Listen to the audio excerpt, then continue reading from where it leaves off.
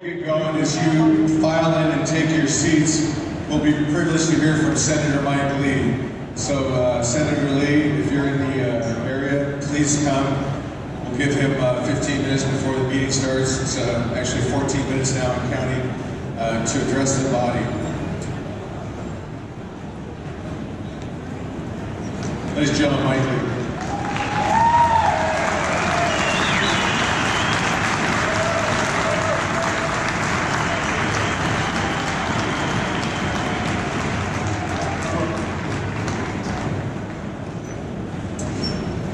Thank you very much, Rob. Thanks to all of you for being here, for showing up, for loving this country. I'm especially grateful to be with you on May the 4th, and I'm here to remind you, may the 4th be with you always. While we're on the topic of Star Wars themes, I did think about writing my tauntaun here, but I couldn't find one. If I had been able to find one, I think I would have pointed out Alexandria Ocasio-Cortez, look, it's over, AOC, I have the high ground.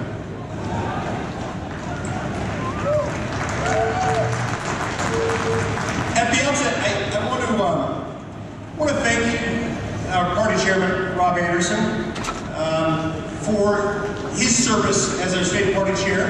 And I've got for him here a flag that's flown over the U.S. Capitol. I'd like to present that to him along with his certificate indicating the flag's authenticity. Please join me in thanking him.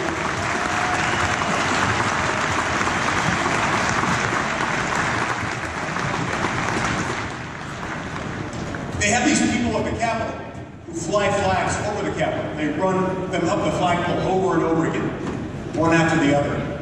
A few years ago, my friend Spencer said that it would actually be a lot more efficient if they just put a whole bunch of flags, put them in a military cargo jet, and flew that over the Capitol, than they would have actually flown.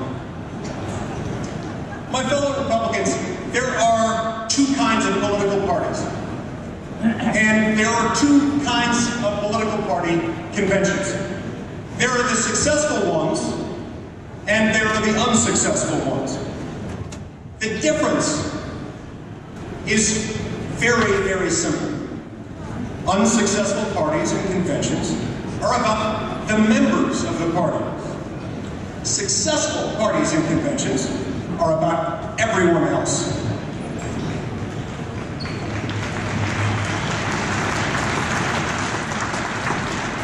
Successful political parties, and along with it, successful political conventions, like this one today, are about what we, together, united, can do for our neighbors, for our state, and for our country.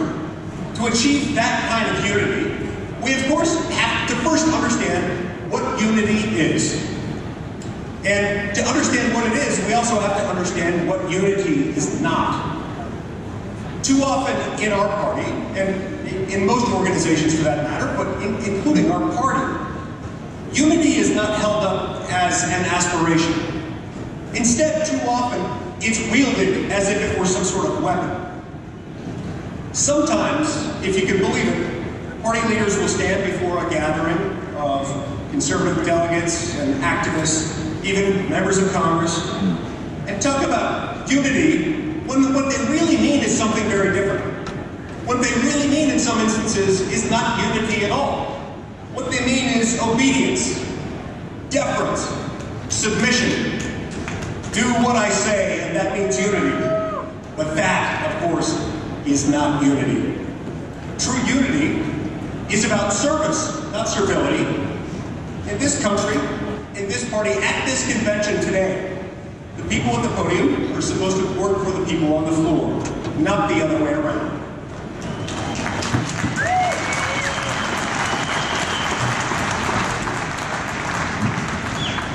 And we're all supposed to work for the communities and the state and the nation we were elected to serve. Parties do not succeed by rallying around individual personalities. I know this may come as a shock to those of you who may have endured my 20, 30, 40-minute rants about the Constitution's enumerated powers, about federalism, separation of powers, and the enclave clause, but it's true. In President Trump, Republicans have one of the most magnificent magnetic, charismatic personalities in American political history. It is a tremendous asset for our party, is it not?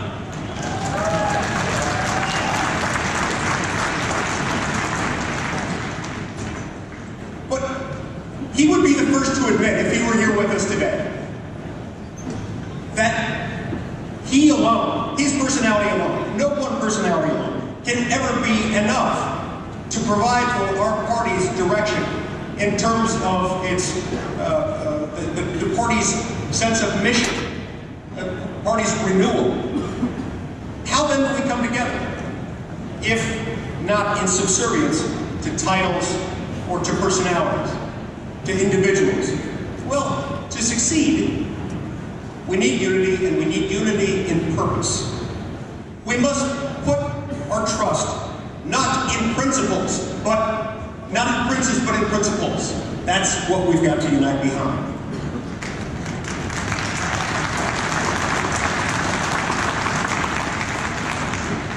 So whether you're a conservative or a moderate, whether you're a constitutionalist or a libertarian, whether you prefer to do most of your activism in the area of social issues or of economic issues, or whether your contributions to the party are measured in dollars or in hours or in a combination of the two. Regardless, in November of 2020, we share a common fate, and so also a common purpose. The purpose is to be the best vision of ourselves, to become the very best version of the Republican Party, to reaffirm and reassert the principles of family, of community, of justice, and of freedom.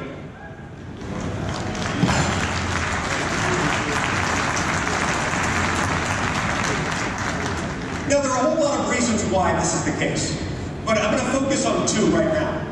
First, because rest assured, the 2020 election depends on it, and with it, freedoms and a way of life that Americans have enjoyed for more than 2 centuries. In November 2016, National Democrats did not lose the election. That is, they did not lose just the election. They lost the hope and the trust and the faith of the American people.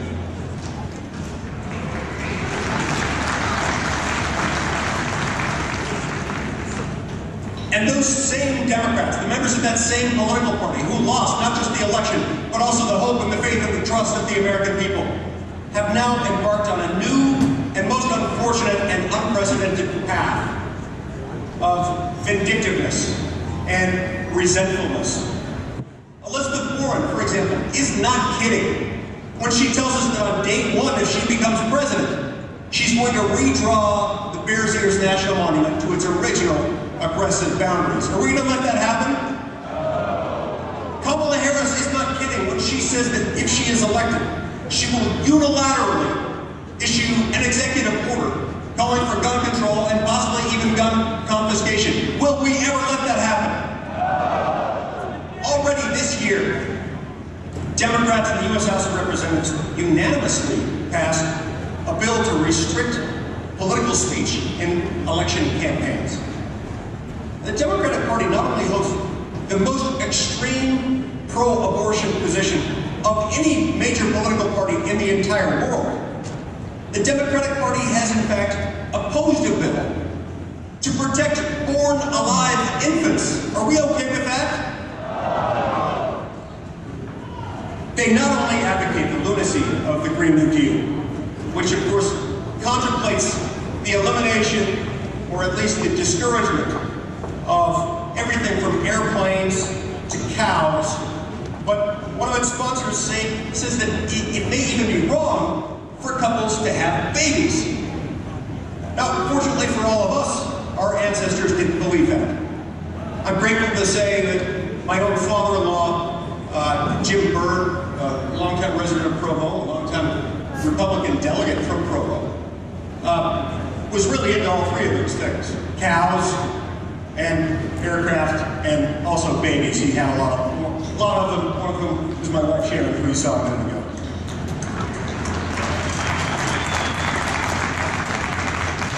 On college campuses, liberal elites teach students that speech is violence.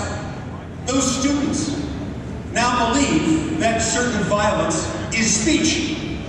They indulge and encourage outrage mobs on social media, and not just on social media, but also in real life, to bully conservative speakers and professors and students where they can be found.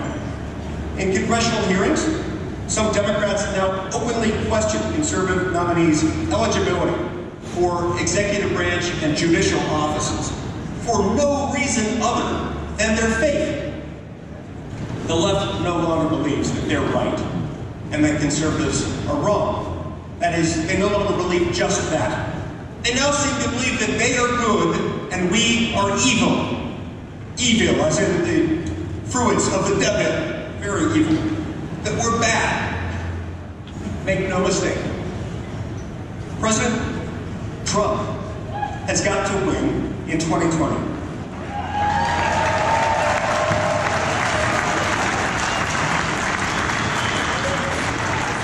And make no mistake, in 2020, the Democrats are not just coming for President Trump. They're coming for you and for me and for all of us. We've got to be ready. That's the second reason Republicans must unite in Utah and throughout America. Now that we know what the Democrats have planned, it's not enough for us to lean on temporary geographic advantages in our home state or squeak by with a narrow electoral college victory. As Winston Churchill said, we cannot guarantee victory. All we can do is deserve it. To win elections, to win the future, we first have to win the argument. And to win the argument, we have to make the argument, and we have to make it aggressively and persuasively, and we have to make it everywhere, every day.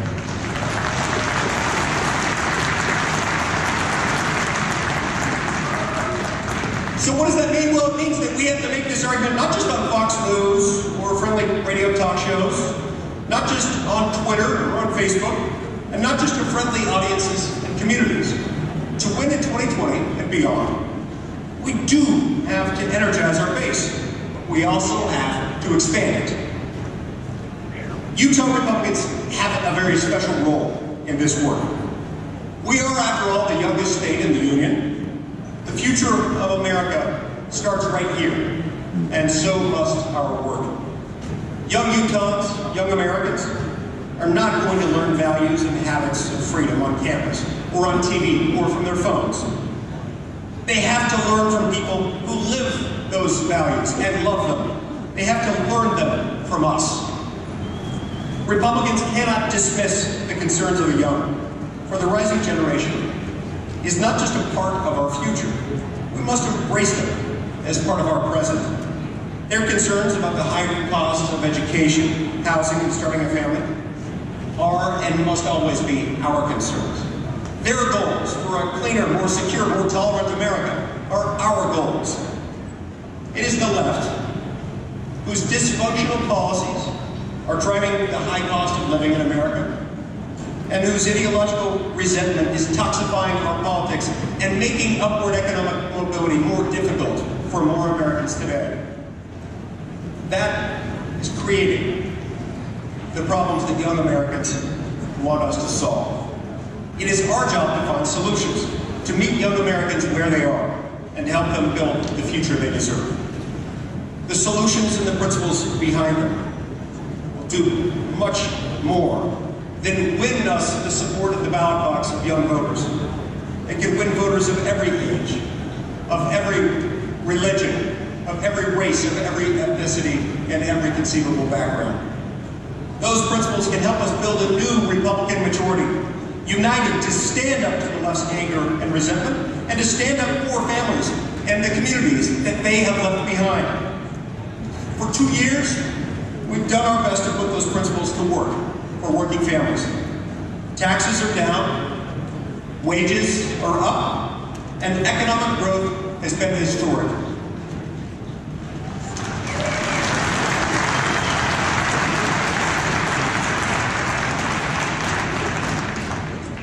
Federal judges are putting the Constitution ahead of political ideology once again.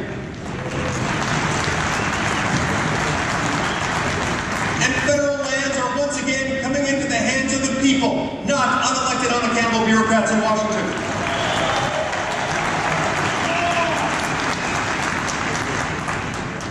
We have come too far together to turn back now.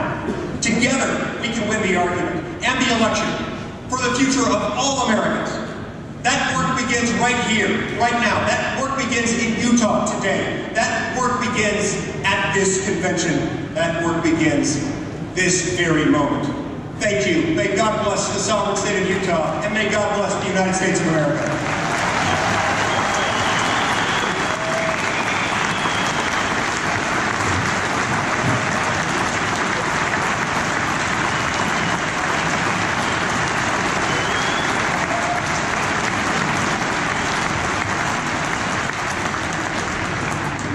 Thank you, Mike. I know exactly where I'm going to place that flag. It's a very special tribute. Welcome. My name is Rob Anderson. For several more hours, I'm our state party chairman. We will begin now with a prayer offered by our state party treasurer, Abram Young. Abram.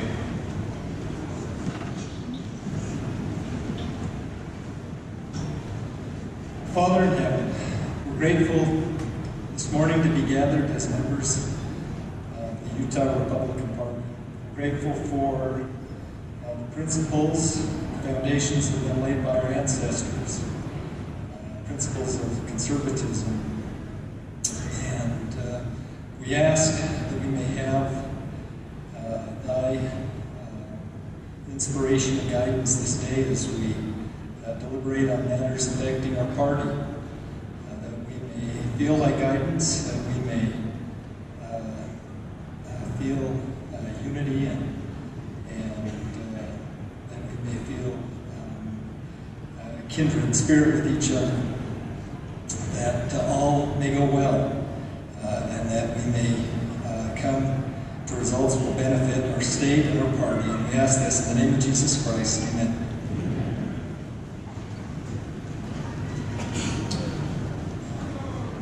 Thank you. We will now, ladies and gentlemen, please rise. The colors will now be presented by the Veteran of Foreign Wars Honor Guard, after which the colors are presented. Congressman Chris Stewart will lead us in the Pledge of Allegiance. Post the colors.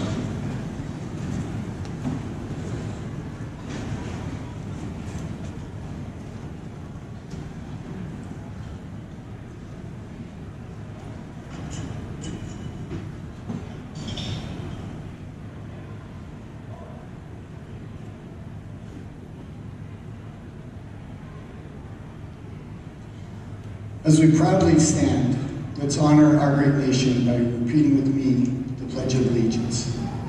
I pledge allegiance to the flag of the United States of America and to the republic for which it stands, one nation under God, indivisible, with liberty and justice for all.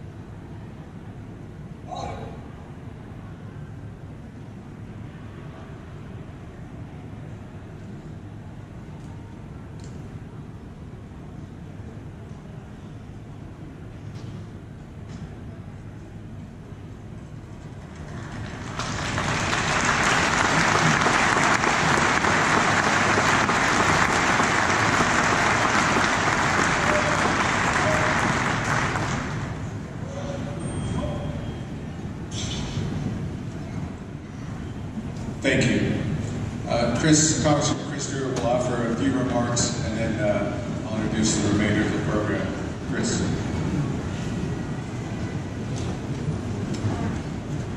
Welcome. Good morning. want you to know how much I love you, how much I respect you. I'm grateful for your service, for being here today. I know there's other things that each of you can be doing with your families and other responsibilities, but you love your country. That's why you're here. What an honor it is to serve with you. I think I might be the last man standing. I think I'm the last person who's run for a major federal or statewide race who has not collected signatures. It's because I trust you. It's because I trust you. Thank you for trusting me. Thank you for trusting me. You know, as I look back on my life, I remember as a young lieutenant, as a pilot in the Air Force, thinking that I would fight communist socialism in the folding gap of Germany. It never, ever occurred to me that I would be fighting socialism in the halls of Congress or in our own communities. But when President Trump said at the State of the Union address, he said, "We believe in freedom, we believe in democracy, and we will never be a socialist country," and almost every Democrat sat on their hands and scowled. That's the fight that we're in right now. Every one of them sat on their hands and scowled at that. They've not just embraced socialism, they've embraced it and kissed it on the lips and took it home to meet their mamas.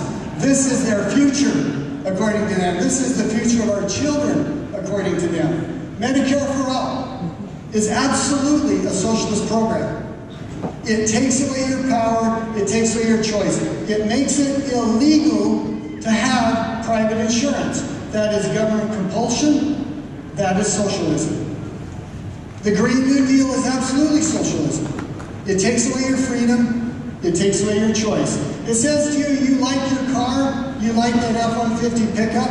And by the way, I drove my 1999 Ford F-150 here that I've been driving for 20 years. No one's going to take it away from me. But they will try, and they're going to make you drive an electric pickup.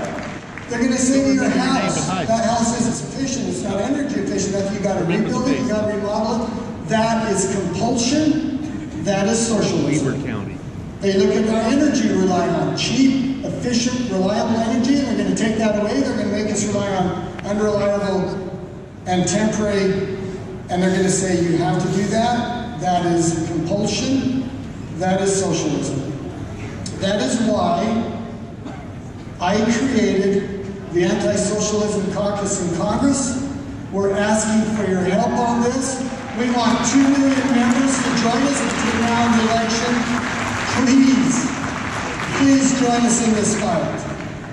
Which is why as well the American Conservative Union gave me a special award and certificate of appreciation for our work on this issue, among other conservative issues. Second fight, I mentioned as I thought as a young lieutenant, the second fight that I didn't expect that we would have, and that is to fight for our own freedom and democracy from enemies within. I'm going to say something to you, and it's going to sound dramatic. It's going to maybe surprise you, but I promise you what I'm about to tell you is true. And that is there has been no group of people, a handful of individuals, who've done more to preserve democracy in the last generation than have the Republicans on the House Intelligence Committee, who looked at what some of the corrupt officials at the Department of Justice and the FBI did and said, we have to expose this. We have to show the American people what has happened. And let me tell you what happened, because it's really pretty simple. How many of you support and voted for Donald Trump like I did? These individuals looked at us, they looked at us who supported Mr. Trump, and they said, you people are stupid. You made the wrong choice. You voted for the wrong person instead of our friend Hillary Clinton, and we're going to fix it. We're going to override the will of the American people. We're going to fix it. Russian conspiracy between the Trump campaign and the Russians is an absolute illusion. It's an absolute fantasy. Those few of us sitting on the House Intel Committee have known it for more than a year. The media, any responsible media, has known that for at least a year, but they didn't tell you. They didn't want you to believe it. But I can promise you this, there was conspiracy.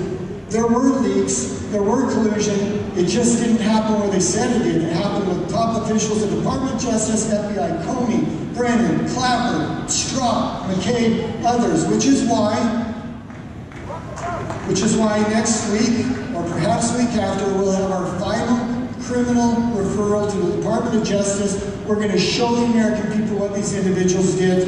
We are going to hold them accountable.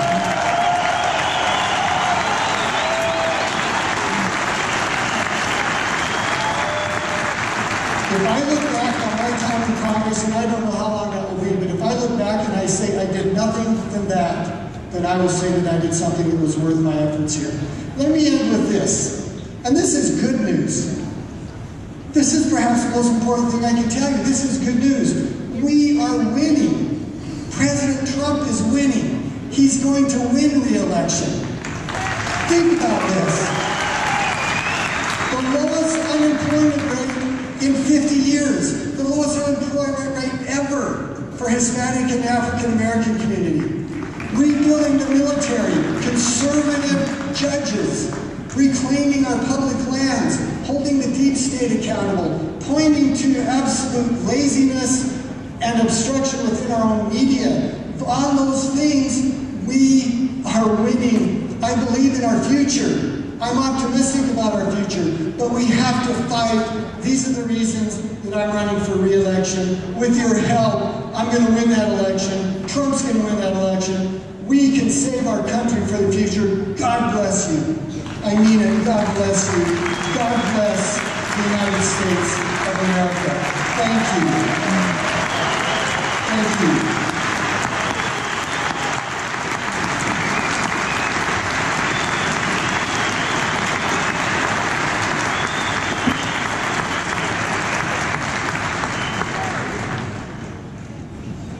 For those already standing, can you remain standing? Please stand. We're honored to, hang on just a second, hang on just a second.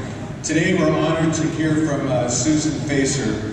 She will sing our national anthem. Susan played the role of Christine in Phantom of the Opera on Broadway, as well as around the country in the second and third national tours. Also on Broadway, she was a singer in Riverdance. Susan holds a degree from our own Brigham University and lives in Farmington, Utah. She is the mother of 3 children. Please stand for the national anthem. Susan.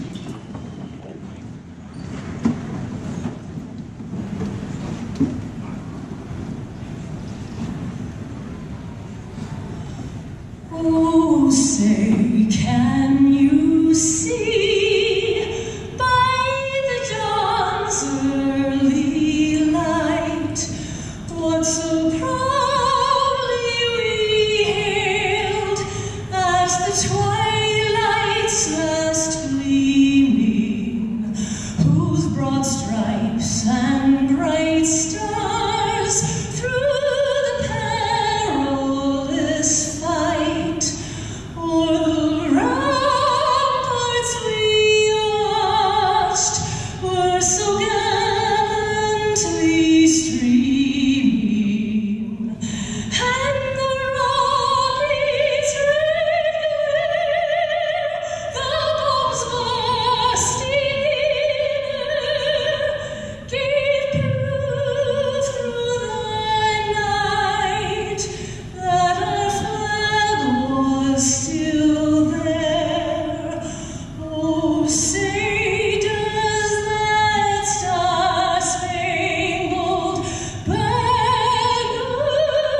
yet wave o'er the land of the free and the home of the brave?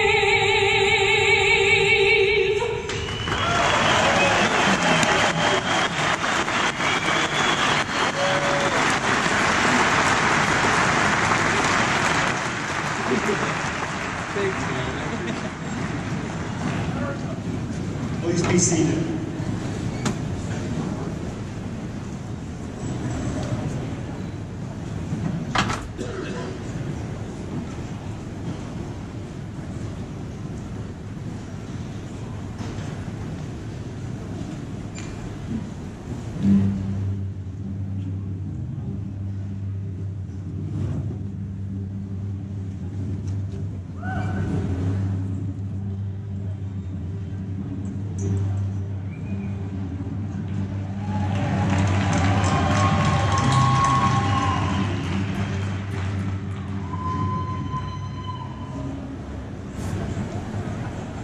Somebody had to get that in.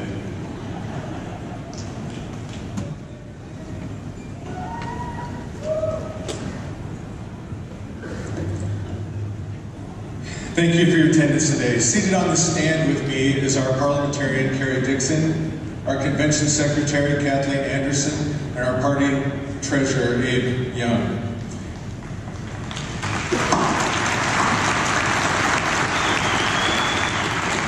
I would also like to acknowledge our convention committees. Arrangements was Commissioner Sean Milne. And by the way, they did a lot of heavy lifting set in for this convention. Arrangements, Sean Milne. Rules Committee Chair, Peter Greathouse. Platform and Resolutions, Jessica Christopher.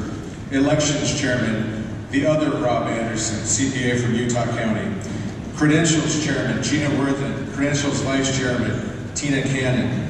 Registration, Laurel Price, and the volunteer coordinator, Dana Goff. Please join me in a round of applause and thanks for this.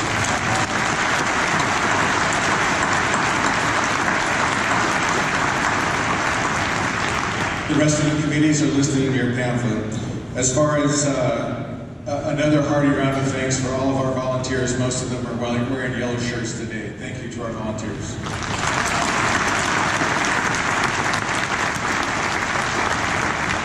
Your time and effort and professionalism is not gone unnoticed. Thank you. A hearty thanks to my staff, Acting Executive Director Peter Simonson and Political Director Teresa Lott, both added to their families this last month. Both had young boys who will be future Republicans. Neil Simonson and Sydney Lott. Let's give them a congratulations.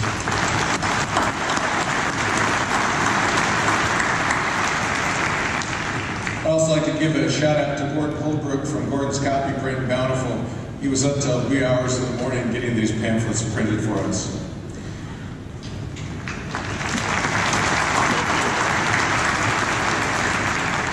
I thank everyone for your support during my term as chairman, which concludes today. This support came in many forms, including donors, elected officials, volunteers, and even some in the media. While I hope to eliminate all party debt prior to convention, we have not.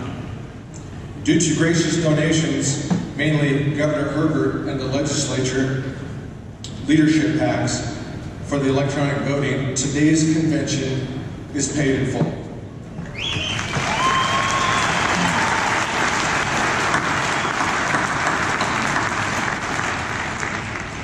For Utah to have a strong, vibrant Republican Party, we must continue to show fiscal prudence. If each of us today were to donate $50, we could collectively retire the debt. Please consider doing so.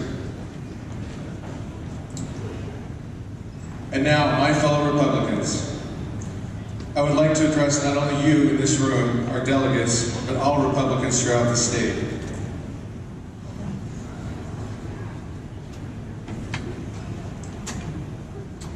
As some of you know, I flew the F-15. Our basic fighting unit was a 4-ship. It consisted of number 1, a lead, number 3, a backup lead, and 2 wingmen, number 2 and 4 in the formation. Depending on the desired engagement zone, we would usually commit our mighty 4-ship around 60 miles from the threat. At 60 miles and speeds well over the speed of sound, with missile timing out and threats being eliminated, it was under 2 minutes. Because timing was so critical, the lead, number 1, would make a 1 radio call at the beginning of the engagement to commit his forces downstream. Everyone relied on him to make the correct call and in the correct format. From that communication, number 2, 3, and 4 knew their responsibilities without question. Any given day, anyone can find themselves in any position in that formation. Number 4, who was flying a wingman role, could be the most experienced pilot in that formation. But he did the best he could in the position he was assigned. Our mission success counted. We too, as Republicans, must fly our position. We must work, and we must work hard together in a coordinated effort. No longer will victories come easy. The threat, make no mistake, is the left. Among the many things, the threat is a concept of a democratic socialism, which we know does not exist. Ladies and gentlemen, it's time. Today, let us commit our forces against the real threat, the left. Let us come together to fly our position in the party and win. Let us win big in 2020.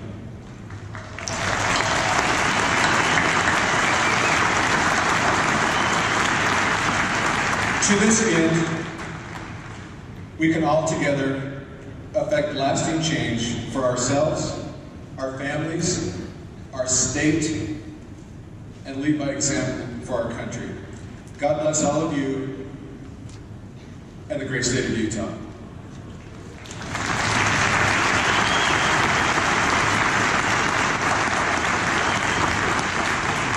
We'll next hear from our governor, Governor Gary Herbert.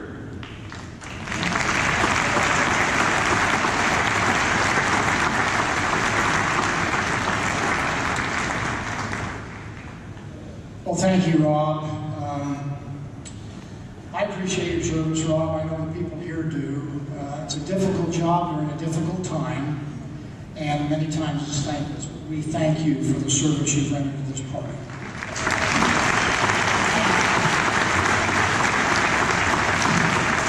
And let me take a few minutes to thank you. We appreciate it's a beautiful day outside. You could be many places, but you chose to be here. We appreciate you being at the convention, and we understand that you know the importance of electing people who have the right principles, the right values, that develop the right policies.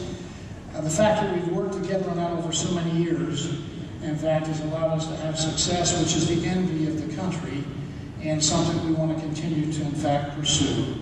I want to recognize my good wife, the First Lady here in the second row. Please stand up, Jeanette.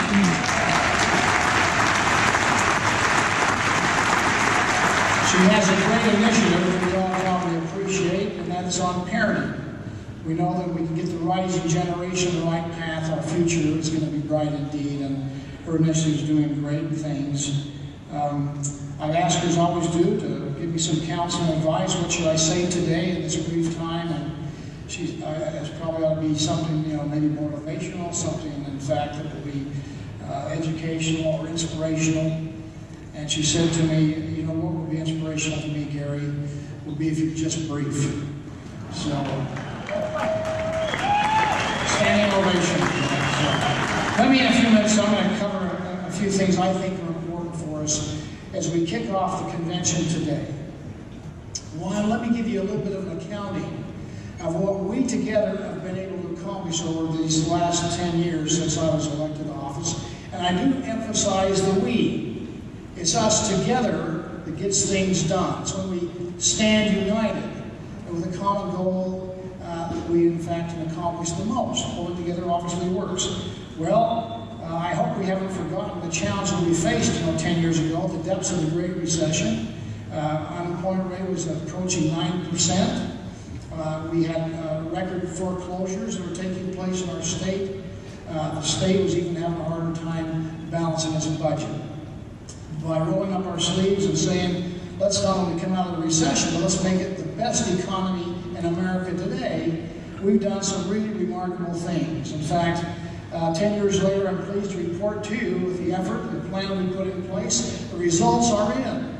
According to the Department of Labor Statistics and the Kevin Garner Institute, Utah today has the healthiest, most diverse economy in America.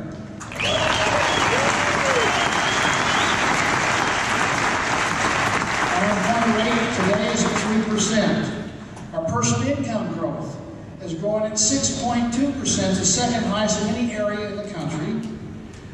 We have our household income is now 12th highest in the nation with a median income of over $71,300 per year. We've led the nation in the last 5 years in private sector job creation.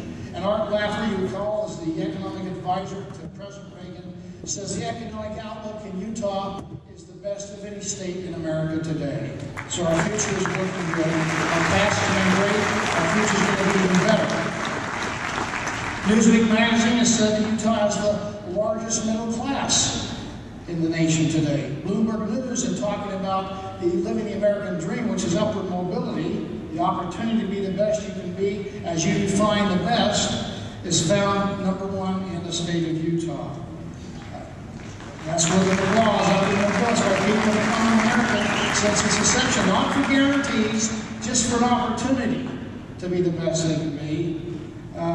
We're the most business-friendly state in America, says Forbes magazine. 6 of the last 9 years, we're currently ranked #2. I think people didn't understand the question, but we are doing very well because we've got an environment that's conducive to empowerment of the private sector, competitive tax rates. We are doing regulation reform on a constant basis so we don't get in the way of those risk takers, those wealth creators, which in turn creates jobs. So there's a lot to talk about. The list could go on and on. Let me just mention a couple of other things. One, if we are going to continue to have good economic success in the future, that means we have to have a labor force that has the skills that align up with the demands of the marketplace. And so like we did for the economy, we set a goal 3 years ago to not just become a good performing education system, but we want to become #1. And the results of what that effort is impressive and encouraging. Right now, today, we've increased the graduation rate since 2009 by 12%. Our minority graduation rates have increased by over 20%, Hispanics by 27%. More people going to school preparing for careers and for college. If you compare us to other states, the National Assessment of State comparison, we find that using 8th grade as maybe a measurement stick, we are 8th in math in the nation today. We are 6th in reading and language arts, and we're #1 in science. We're moving in the right direction. U.S. News and World Report just came out and said that in talking about the education systems in America today, Utah has the 3rd best overall education system and the 2nd best higher education, second only to Massachusetts. We made some tremendous headway, us working together in this area. Time won't allow us to talk about some of the other challenges. Water is the only limiting factor to growth in Utah. We are the fastest growing state in America today. Infrastructure, thanks to the work of the legislature and many of you here, we're now spending 10 times more money in the transportation and infrastructure than we spent when I came into office. Let me just finish up by saying, is everything perfect? Absolutely not. We do have challenges out there. Success, in fact, brings challenges, unique challenges. Growth is the #1 thing that keeps me awake at night. How do we accommodate the growth pressure we face in this state and still have no diminution of the quality of life? We need to plan for it and accommodate it. And that's something that we're working very hard on. You can understand growth impacts housing, it impacts air quality, our environmental concerns, our water consumption. In fact, congestion on roads, growth impacts really everything we're doing. So how we deal with that's a big issue we need to face. Economic development in rural Utah, I'm not satisfied there for those of rural Utah. Things are better, but they're not where they need to be, and we won't rest until all 29 counties and all 245 cities of Utah have great success economically.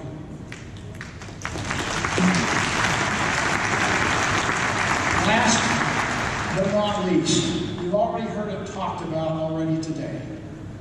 In my State of the State address, that I'm sure all of you have copies of on your nightstand, if nothing else to review, it uses a sleep aid, but My concern, and we see it, and that is this fascination, this attraction, particularly with our young people of this state and around the country, with socialism. It's a concern we all should share. I'll just give you some examples. Our young people ages 18 to 29 today, for the first time, a majority, 51%, have a more favorable view of socialism than they do of capitalism. Yeah, but part of it's why. I want to talk about that. Democrats, bless their heart. Today, the latest Gallup poll shows that 57% of our Democrat friends have a more favorable view of socialism than they do of free market capitalism. Do you know if you took a test to become a citizen today in this country, there's 100 questions they could choose from. One of the questions is, what kind of economic system does America live under? Socialism, Marxism, communism? The correct answer is free market capitalism. It's part of the test question to become a citizen. Now we have this embracement for this socialistic ideas out there of command and control of our economy. So, we can talk about it or we can do something about it. As Reagan said, it's not passed on by the bloodstream. We've got to teach our young people the truth so they can understand and appreciate, and they can in fact do the same thing we've done for a number of years in having this country embrace free market capitalism. With the help of your legislature, I had legislation introduced that says in Utah, if you graduate from high school in Utah, along with reading, writing, and arithmetic, you will have an understanding of our founding fathers and how this country came about. You'll have an understanding of the Constitution and its contents. You'll have an understanding of civic responsibility that couples with liberty and freedom. And you'll have a basic understanding of free market economics, free market capitalism, so you can understand how to compete in the real world.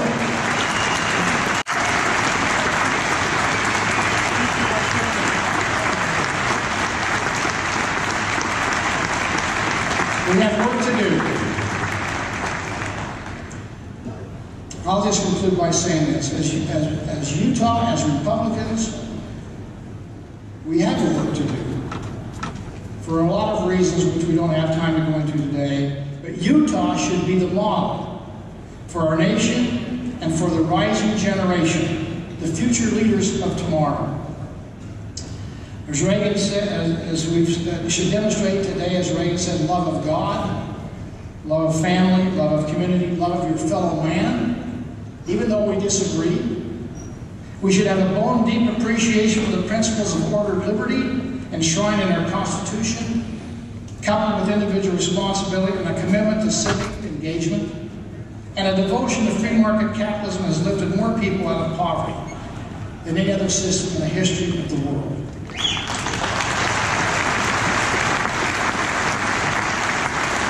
Fellow Republicans, ladies and gentlemen, the phrase is, freedom works.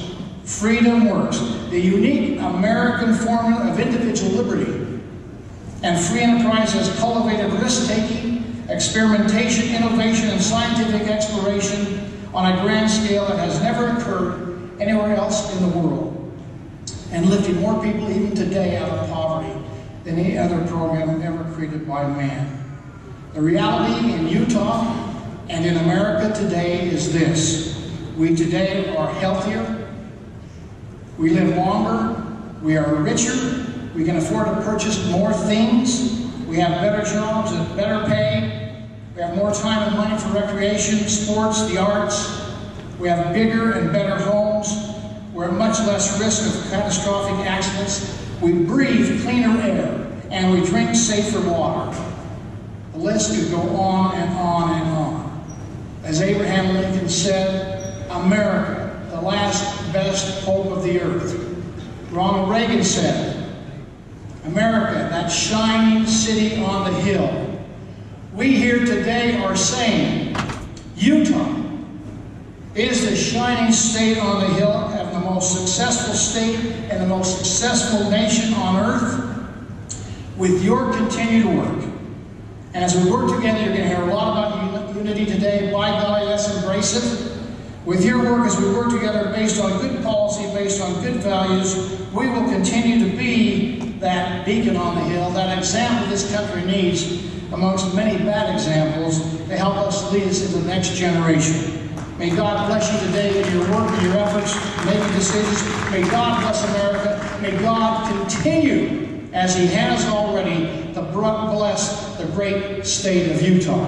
Thank you.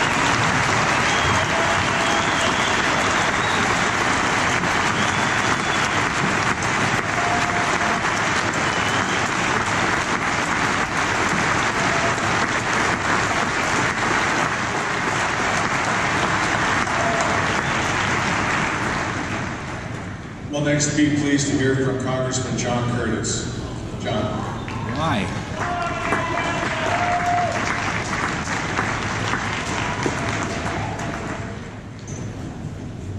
All right, I get it. You'd like me to be brief.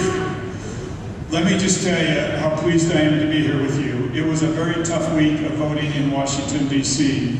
Under the leadership of Nancy Pelosi, she lined up 3 post office for us to name last week, 2 non-binding resolutions, and a vote that would force President Trump back into the Paris Climate Accord. That was our week. The Paris Climate Accord, as you know, gives a free pass to China, to Russia, to Iran to continue to pollute at their current rates for 10 years, while it insists that the United States cuts back dramatically.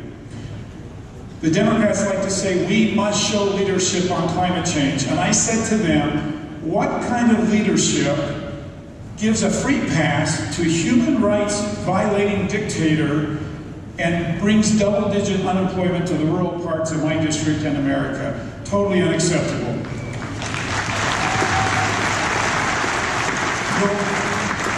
You'll like my idea. I said to them, how are you going to keep China's pollution from coming into the United States? And I told them I actually have an idea. Build a wall. Well, I wish I could transport all of you to Washington, D.C. to help in the battle, and it is a battle. Right yesterday, day before yesterday, I heard a young man talk about life in Cuba. He had just come from Cuba, and he talked about all the hardships and the terrible economy and no freedoms. And you know what he said? But at least we have free education and free health care.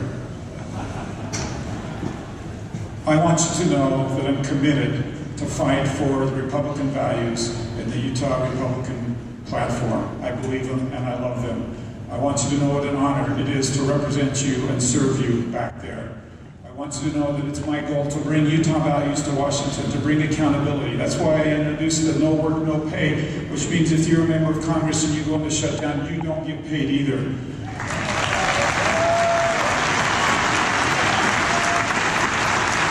That's why I introduced the bill that would mandate, instead of going into a shutdown, we would go to last year's budget minus 4% like we do here in the state of Utah.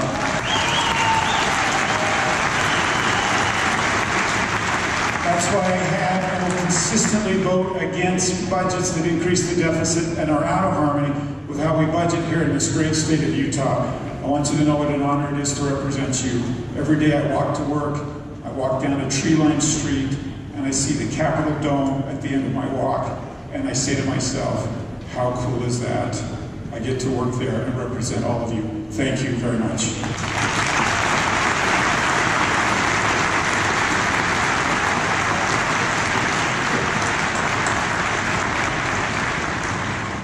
Okay, for those of you who are worried about time, I've been stalling, and full transparency, we're waiting a credentialing number. They're having difficulty up there.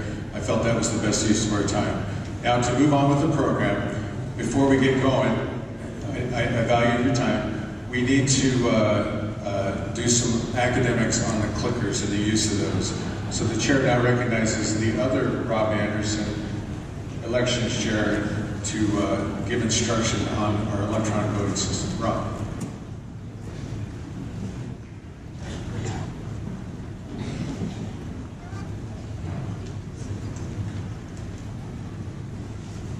Well, I'll let you guys be the judge on which Rob is is better looking.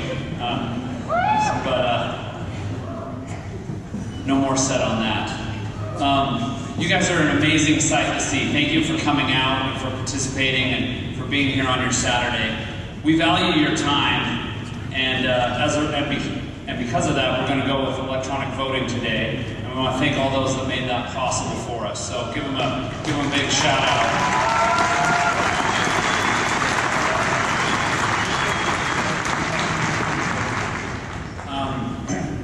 So the keypads are the fastest and most secure way of voting. They're pretty easy. By show of hands, how many people have used these keypads before? Great. So this should go very easy, very slick. But just as a reminder, we'll go over a few housekeeping. When it's time to vote, the ballots will be put up on the screen and on the screens up top. So everyone should have a good view of the ballots. The chair will declare the polling open. And when he does so, you'll be able to vote with your keypads. The only thing you have to do to vote is push the button. The only button you have to push is the number of the candidate that you're selecting. Each candidate will have a number by their name on the screen, and when you push that button, a green light will appear next to it. If you push it now, no green light is going to appear because no polling is open. So if you're pushing it and no green light is showing, don't be concerned. Also, on your keypad, there's an LCD screen. The number that you have selected should display on that screen. Now, one thing to remember, the important part is that a green light appears. If you see a green light, everything is good.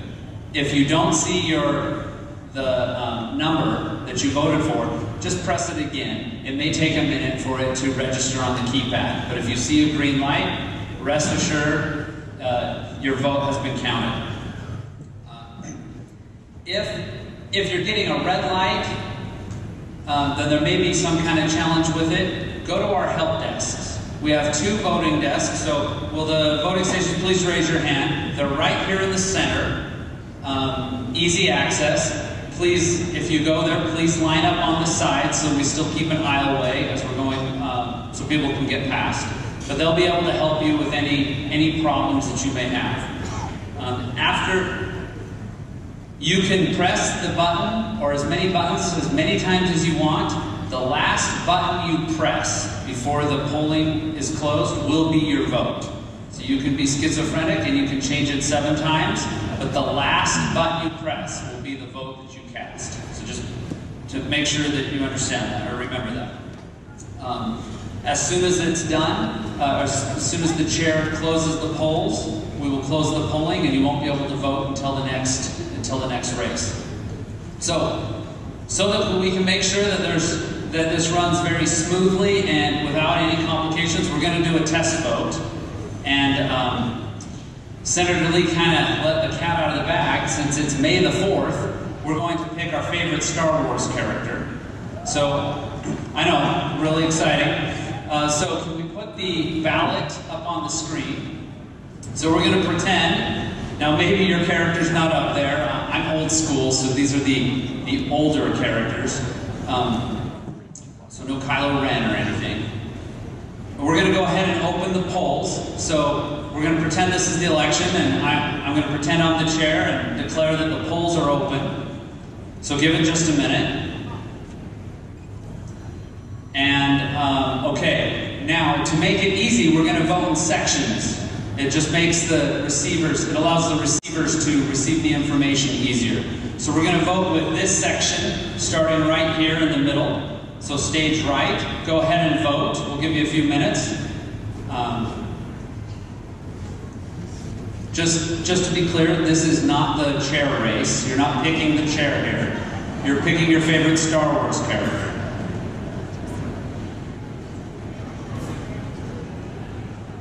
Yes, Chewbacca did pass away this week. Rest in peace. Okay, let's have this other section vote in the center. Give you just a few minutes. If any of you are not getting a green light, please go see our help desks. Okay, let's have this section, stage right up in the bleachers. Go ahead and vote.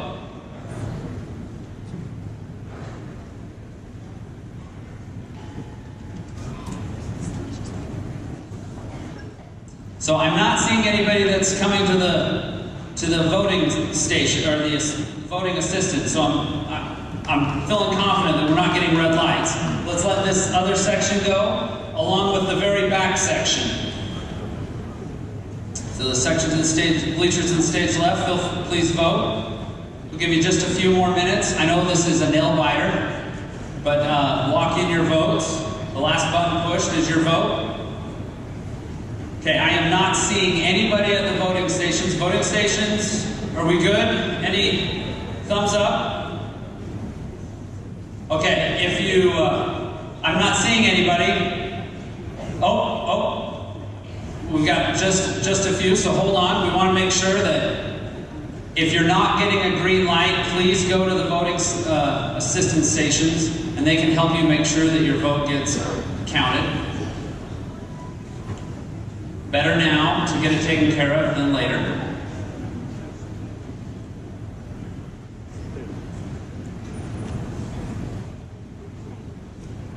The nice thing about this is we will have the results in seconds to minutes instead of hours. So we really value your time. We know you want to go mow the lawn, or at least I do. So, okay, I'm getting thumbs up. So I'm going to declare the polling is closed. So give just a few minutes. They will tabulate the results. And as soon as the results have been tabulated, please go ahead and post them up on the screen, and we'll find out who is the favorite Star Wars character of the Utah Republican Party. This is probably the most important vote that you cast today. But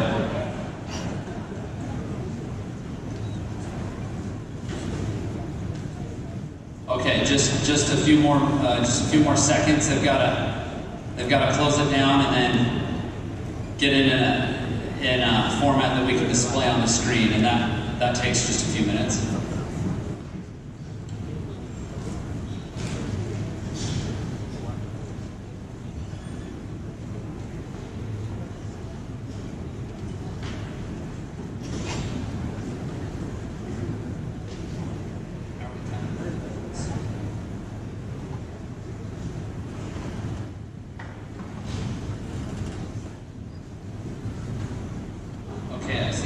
All right, we have the results. Wasn't that great? Yeah, that's fantastic. Okay, let's go ahead and just post them up on the screen. I can read them here. During the voting, the chair will read them first, and then we'll put them up on the screen after he has read them. But go ahead and post them. It looks like people like Yoda the best. Congratulations, Yoda. I'm not sure he can accept the chair position, so we'll have the other vote later. But if you have any problems during the voting, please come see the help desks. Don't be shy, but pretty slick, pretty easy. That's how it should run. So give yourselves a round of applause, and we'll move on. Thank you.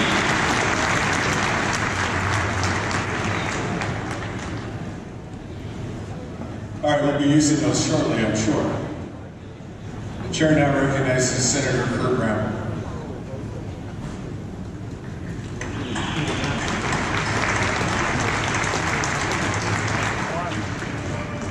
Thank you, Mr. Chair. Fellow delegates, fellow Republicans, Chairman Anderson has asked if I would chair the meeting portion of the convention. So we have some housekeeping details that we'd like to do. We have to call you all to order, which I'm doing at this point. I'm calling this convention to order. Now, before we want to get started, the first thing we need to do is a credentials report. And as we've heard, there's been a little bit of a delay in getting the accurate, the initial preliminary credentials report. So I wanted to go through a couple of basics. Look, today, the purpose of this convention is to elect the next leaders of the Utah State Republican Party. I don't know about you, but I'm a Republican for a number of reasons. I believe passionately in the sanctity of life, the sanctity of marriage. I believe in individual freedom, individual liberties. I believe that the right to keep and bear arms is our constitutional right. Those are the things that bring us together as Republicans. What we're here for today is to organize this party for the next 2 years to promote those principles. Now we have a few things. Once we get that credentials report, we need to adopt the rules, then we need to adopt an agenda. Historically, there has been a lot of debate in those two parliamentary requirements. So I wanted to talk very briefly, and by the way, timers, 5 minutes, and then we'll see where we're at with the credentials, okay? Quite often, delegates have questions. Historically, they would stand and call for a point of information, and then proceed to provide information. Under Robert's rules, there are 3 primary actions you can take as delegates during the business. The first is a point of order. If you stand and call out a point of order, that is you're questioning a parliamentary procedure. You believe that we haven't followed the rules. As chair, I will ask you to state your point. So if you believe that we haven't followed the rules, you can call a point of order. We'll ask you what your point is, and if the point is accepted, we'll say the point is well taken, and we will agree with it. If not, we'll say the point is not well taken, at which time you as delegates can decide by vote. You can challenge the ruling of the chair, and you can decide whether the chair is accurate or not in the decision on that point of order. Points of information are no longer in Robert's Rules of Order. There are points of parliamentary inquiry. So if you stand and ask for a point of parliamentary inquiry, you're asking about the parliamentary procedure. You're not saying, we think you violated the rules. You're saying, explain this parliamentary procedure. That's a parliamentary inquiry.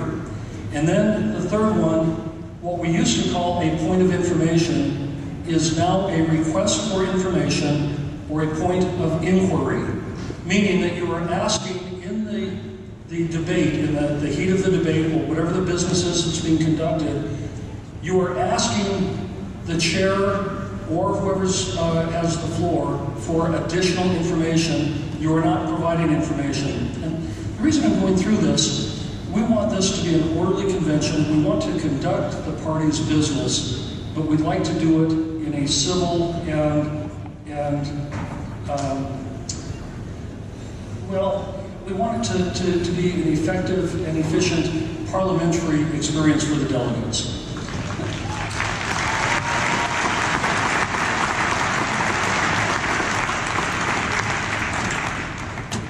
So with that said, before we get to the credentials, we don't have the preliminary credentials report. I'll mention one other item. The order of business, you'll notice that we have the candidates running for chair, vice chair, secretary, and treasurer. We then have a number of other items on the agenda, resolutions, constitution, bylaws, changes, and we have reports from the remainder of our delegation. The bylaws of this party, the final quorum requirement, the final credential number will define what our quorum is.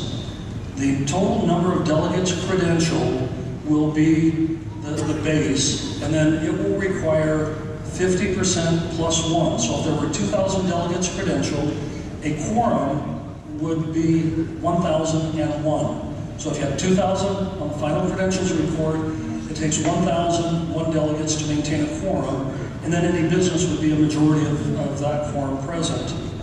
Should delegates leave before we conclude our business, if there's a quorum call, if we don't have at least a majority of the original delegates credentialed, that will conclude our business for the day.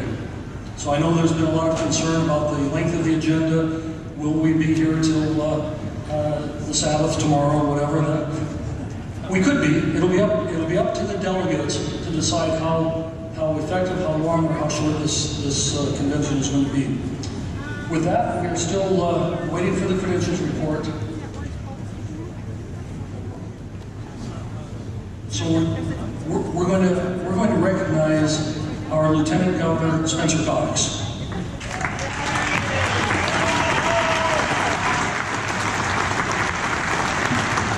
Ladies and gentlemen, it's so good to be here with you today. I've been told the credentials report is very close, and that's the good news because that's why you came and we all want to get going. So I will be very brief. What I've learned over the past 5.5 years as your lieutenant governor is that when you follow the governor, he takes all of your talking points, which is great, and makes it very, very short for you. But I do want to share, and I've shared this at some of our county conventions, but I think it's important. I was on a college campus, and I had a young person come up to me and say, "How can you tell me you're a conservative and still claim to care about people?" I counted to 10. I decided I would listen. And I let this person speak for a while, and then I responded. And what I realized is, one of the things we need to do better, and I need your help, we need to do a better job of explaining the why behind what we believe. I'll give 3 quick examples. The first one was small government. This person said, all you talk about is small government, small government, small government. Well, small government doesn't help people. And what I realized was the Constitution just doesn't say small government in bold letters. We have to explain why small government is so important. I can tell you, and I told this person, it's so important because government was never designed to solve all of our problems. That was never the purpose of government. In fact, it was designed to be very slow. It was designed to be methodical. It was designed to spread power out, to have checks and balances so that no one got too powerful. The founders understood that it was our communities. It was all of us working together, our faith-based communities, our volunteer communities, our schools, our neighborhoods, all of us working together to solve those problems. Government is terrible at it because it was never designed to do it. The second thing this person talked about was we were talking about caring for the less fortunate, for those who feel oppressed, for those who are struggling. As conservatives, we stand for those who are at the margins of society. We don't care what color you are. We don't care whether you're rich or poor. We don't care what your religion is. We believe in giving the same opportunity to everyone. Everyone deserves an opportunity. And then I explained to this person, though, there is a group out there that is being lost, that is not being heard, that we stand for and nobody else is, and that is the unborn. I believe,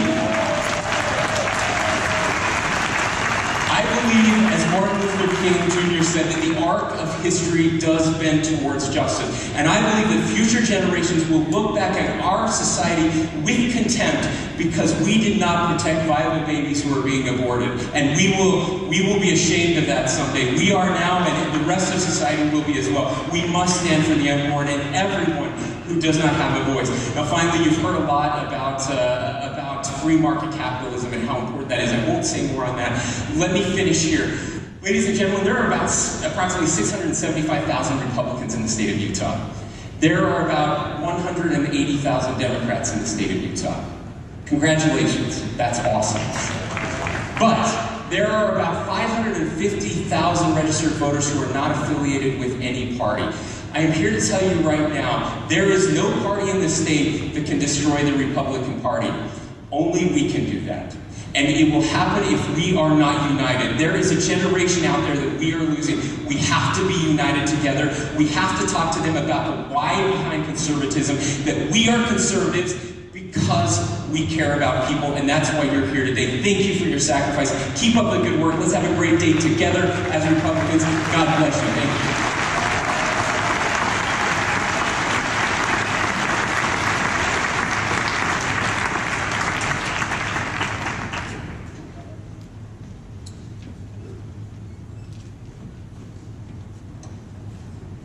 Fellow Republicans, it sounds like we have a credentials report. So I will first share the credentials report. The chair recognizes Gina Wortham, chair of the Credentials Committee, to give the preliminary credentials report. Thank you, Mr. Chairman, state delegates. The credential chair gives the following report. The Credentials Committee members consist of myself, Gina Wortham, Cache County, Tina Cannon, Morgan County, M. Brett Haney, Morgan County, Michelle Lyman, Morgan County, Heidi Balderi, Utah County. Under our party governing documents, the delegate challenge deadline was Wednesday, May 1st at 5 p.m. There was one delegate challenge filed. A Davis County delegate was challenged by an officer of that party. The challenge was resolved. As of 9:45 a.m., there were 1,000 879 delegates registered for this convention. Registration will remain open until directed otherwise by the chair. On behalf of the Credentials Committee, I move the adoption of the Credentials Report. Okay, it has been moved that we adopt the Credentials Report with the preliminary number of 1879. A second is not necessary since this is this motion comes from a committee. Is there any discussion on the Credentials Report? Now, as I said in my kind of preliminary laying the ground rules, if you would like to speak, stand to be recognized. We have microphones on both sides, but I will tell you that hogging the microphone will not necessarily get you recognized by the chair. Okay? So is there anyone who would like to speak to the Credentials Report? If you'll state your name and precinct. We need the mic to the east on.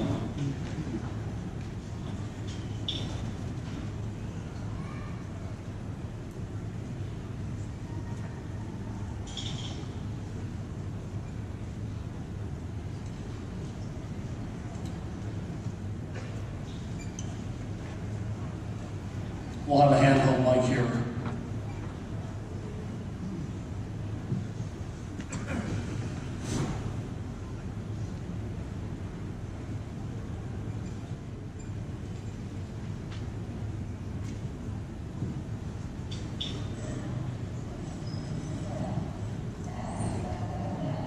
I can hear you. You hear good. There we go. All right. Thank you. Mr. Chairman, I am rising on a point of order pursuant to our credential parliamentary procedure. State your point. First of all, please identify yourself by name and by precinct. My name is Sherilyn Bacon Eager, and I am Ledge District Chair 37, Precinct Holiday 16. And Mr. Chairman, please, if you're point of parliamentary procedure, yes, then ask your question on procedure. Thank you. There is a discrepancy. We had a brief conversation this week about our rules, which are founded upon parliamentary procedure, and I wanted to, although the damage has been done already for the credentialing today at this convention, it can't be fixed.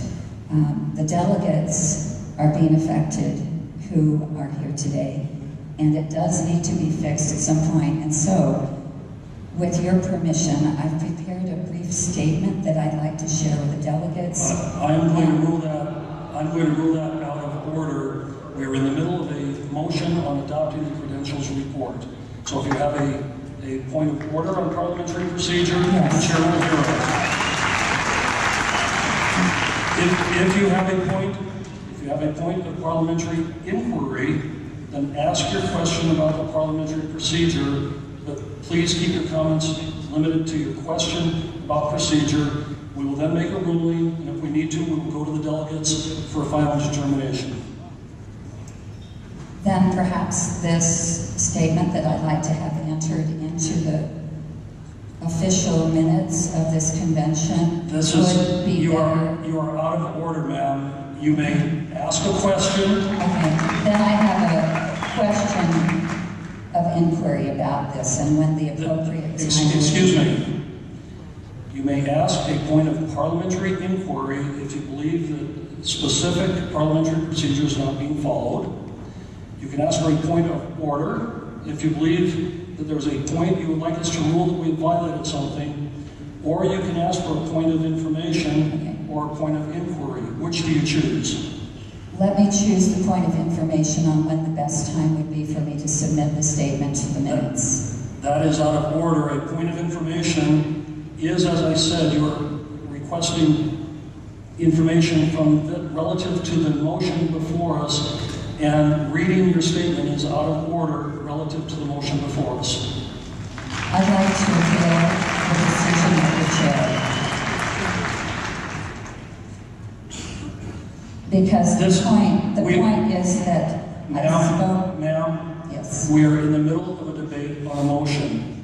It is, that is not a time for a point of personal privilege. Okay, personal privilege is There is no a point of personal parliamentary privilege during... procedure that is preceding the importance of this motion. Then, if that's the way I should approach this, then I would like to rise to a point of personal privilege. Let me try this one more time, and I'll try to be direct and clear. A point of personal privilege is out of order during a debate on a motion. If you have a point of inquiry, if you have a point of parliamentary inquiry, or if you have a point of order, please make it. Otherwise, we'll go to the next person for the debate. I do not want to delay the adoption of the credential report, and so I will approach the chair at the time that is the right time to do it, and I'll speak to you privately. Thank you. That question is out of order during the debate. Next, please.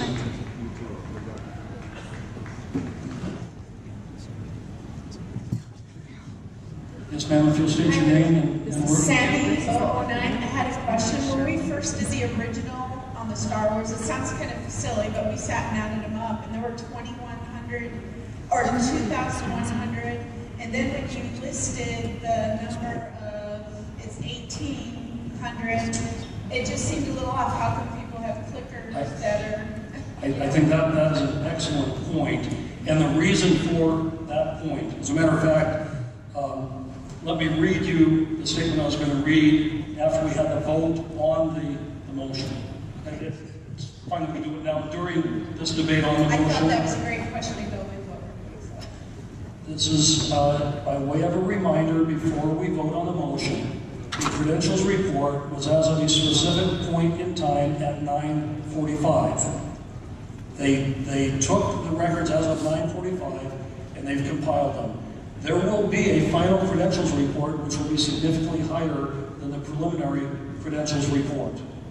And so these votes that we're taking will likely be higher than the preliminary credential report number. That's because a significant number of delegates have still been going through the credentialing process, and we will have that number once they've completed, because credentialing is still open. Okay, just curious. Thank you.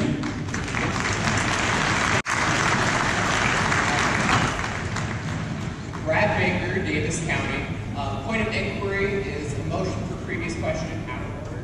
That would be in order. And my motion for previous question. Then the previous question has been called. Now, ladies and gentlemen, let me explain the parliamentary impact of that. You know, in the legislature, we can't cut off debate. Here, calling the previous question has the effect of cutting off debate. That will be up to you as delegates to vote on whether you want to move forward to actually vote on the motion. So if you vote yes on the motion, we'll call the question. That is closing debate, and then we will move to the main motion. If you choose to continue the debate, then you would vote no on this calling the question. So the question has been called. It has now been seconded. All in favor of the motion to end the debate by calling the question? Are the clickers ready?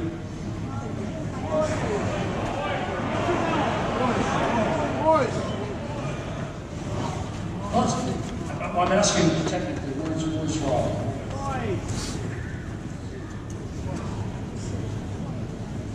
Rob Anderson, our technical guy, the good-looking one.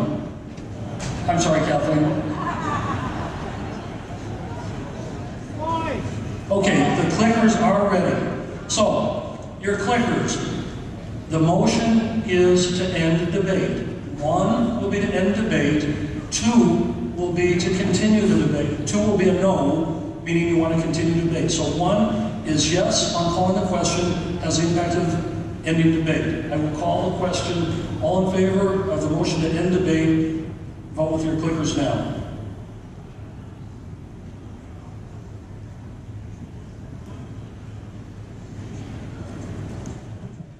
One is motion to end debate. 2 is a motion to continue the debate, or no on the motion to cease debate.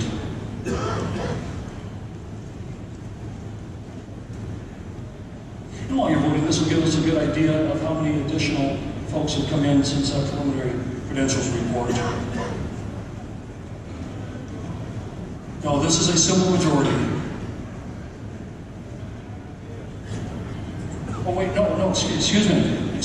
Cutting off debate does require a 2/3 vote. The vote on the main motion is simple majority.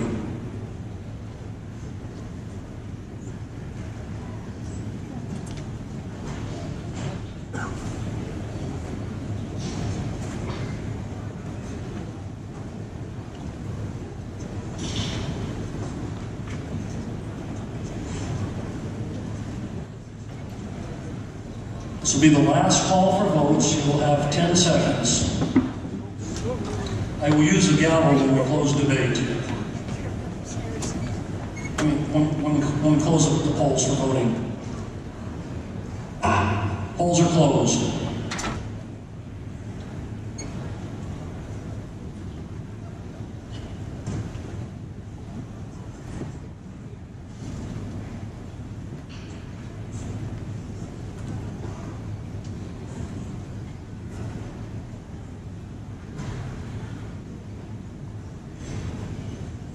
The vote, ladies and gentlemen, was very, very close. 92.88% want to end the debate with 1,986 votes.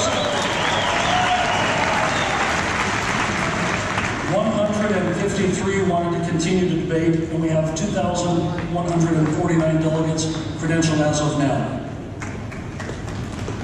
So we have cut off debate. Now, the motion before us is to adopt the credentials report. Okay? And again, it will be a 1 if you want to adopt the credentials report, a 2 if you oppose adopting the credentials report. Oh, can we do a voice vote? Oh, would you guys like to do a voice vote? Okay, wonderful. And by the way, we'll do a voice vote in any of the motions that you choose, because it will go faster if it's a clear decision of the body. Okay? All in favor of adopting the credentials report, say aye. Aye. Any say no.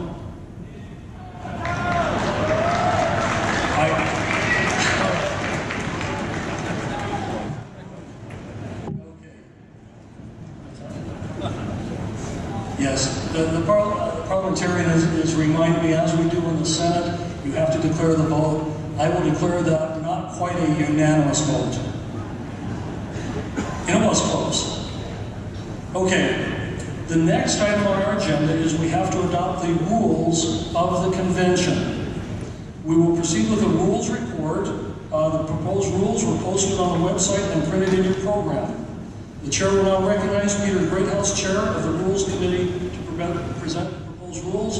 Once he's presented it, then we'll go back to the same format that we did with the credentials report.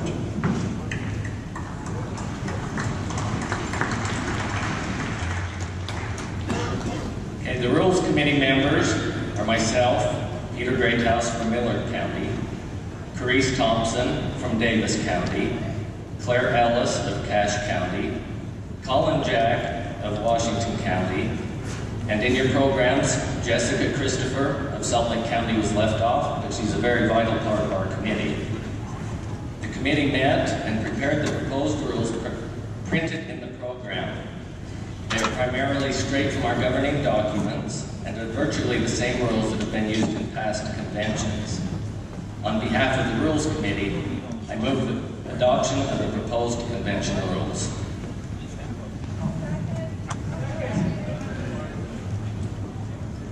Okay, the motion has been made to adopt the rules report. Discussion to the motion. Yes, move to amend. Mr. Chair. Second. We have a motion. Yes, motion to amend. Bruce Anderson, West Haven 1, Weaver County. I'd like to start with the point of inquiry. Last convention, we adopted a rule that all of the votes would be put online and made available by clicker number. My point of inquiry is that rule still in place? I did not see it in the rules. That's a rule to post the votes on the clickers? Yeah, that was voted on at last convention almost unanimously. It is not a rule. Okay, then I would move that we amend the rules to request leadership to put all of the votes online on the state party website by clicker number. I think this is essential to keep the integrity of the election process. I would further move that we direct leadership to make this a standing rule in the future so that we don't have to bring this up every single convention. A standing rule when we use clickers.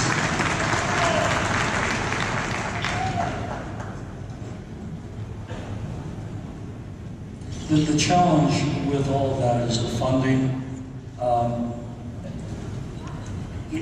So your motion to amend the rules... It was done last time. I'm sorry, sir. Just kind of restate your motion. Yes, please. Your motion is to amend the rules to publish the results, the vote totals of the clickers. Is that correct? That is correct. And that we request leadership to put this as a standing item whenever we use clickers. Well, that would be out of order because that would just be for a motion here on the rules of this convention are limited to this convention. Okay. I'll withdraw that latter portion. Please be patient.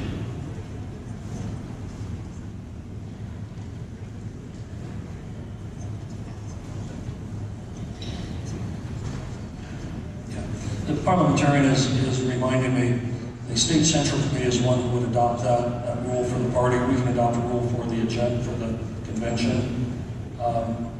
That has not been submitted. Personally, I agree with what you're trying to do. The motion is it's very simple, and that is that we publish the results of the votes from the clicker on the party website or whatever. I'll go ahead and place that motion by voice. You second it? Okay. All in favor? Number. Just make sure. I'm sorry, I was just getting to call on the question. Pardon?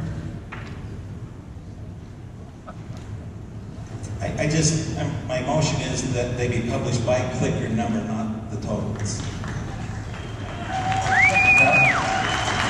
I believe that's what I stated, is it not?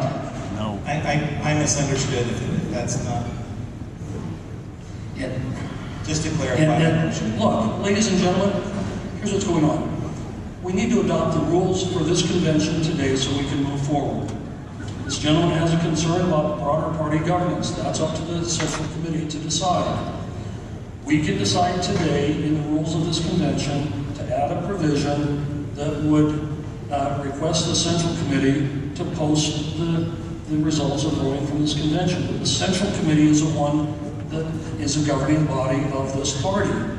So if your motion is that we request that the Central Committee approve posting those clicker totals, then we can do that. But that's not the right time. We're adopting the rules for this convention. You're asking something that goes beyond the end of this convention. I'm confused. Are you saying that we can? I'm going to ask the parliamentarian to respond to this.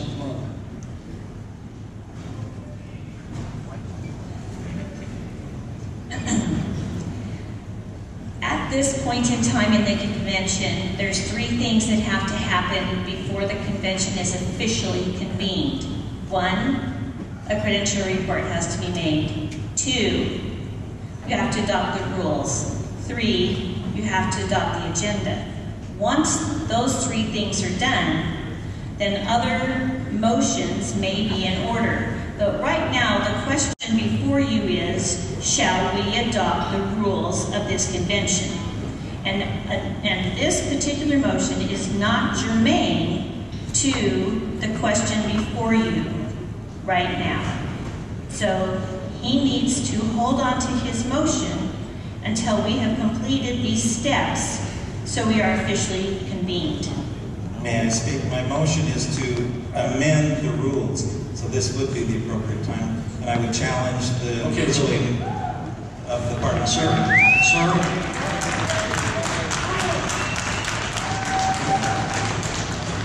I'm going to take the prerogative of the chair, and this body can do anything it chooses by a 2/3 majority virtually.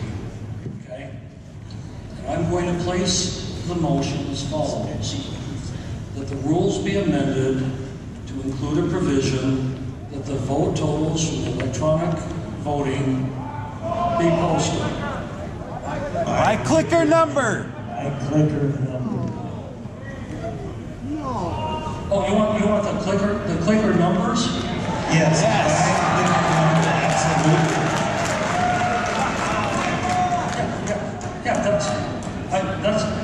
I think that's what I said. That's the electronic voting.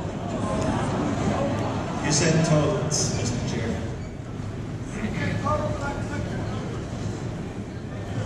Okay, the challenge is, if I'll say that a rule had to be submitted, a rule change had to be submitted 28 days prior. So again, I'm going to take the prerogative of the chair. It's a simple request.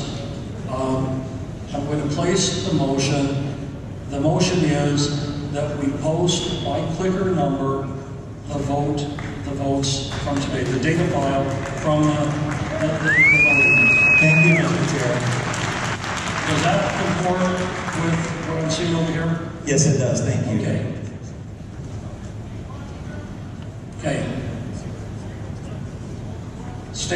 State your point. To the motion, my concern is, if I understand the motion, that our clicker numbers here would be posted publicly, correct? So therefore, because my name was signed on the registry and this little number was put next to my name, then a person could look to see how I voted on each and every one of these clicks. And are we doing public votes that way so that you know how you voted and you voted and you voted? But I understand that. don't worry about it. Okay. Let's bring this back. That is correct. Senator Anderegg is accurate. When you got your clicker, that clicker number was associated with your name and your signature and your initial. At credentialing.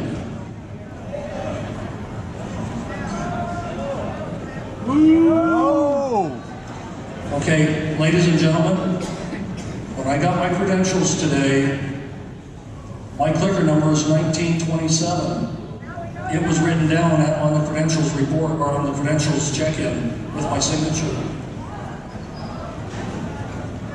Mr. Chair. Everyone could simply trade clickers.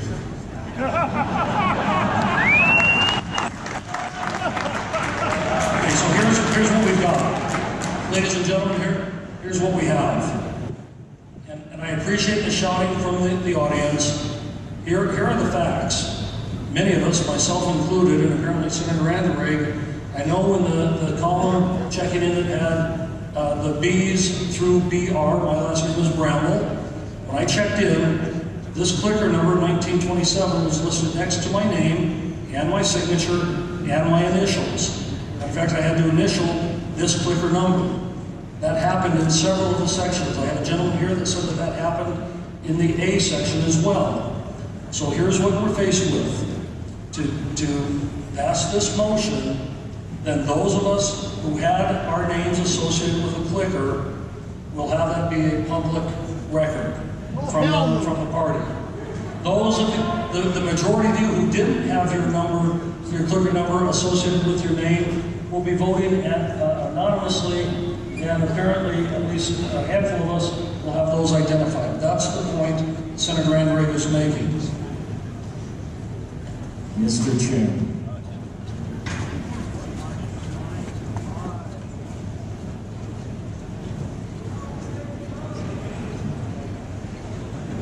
It's not going to be published. Okay, so do we have further discussion on the motion? Yes, Mr. Chairman. Mr. Chairman. Point of order. Point of order takes precedent. Pardon? Point of order takes precedent. Can we ask a question? A point of order takes precedent according to Robert's rules. A point of order is appropriate during the debate, yes. My point of order is, the question before the body is, should we adopt the rules or not? That is correct, and there's a motion to amend. Yes, but a motion to amend only takes, is only put in play if we do not, if we want to amend the rules, then we vote not to adopt the rules. But if we do vote to adopt the rules, then they would not be amended as they were presented to the body. No, that's not entirely accurate. The appropriate motion to amend is in order during the debate on the motion to adopt. So here, let's go over here. Sorry, last year we passed this, Mr. Chair.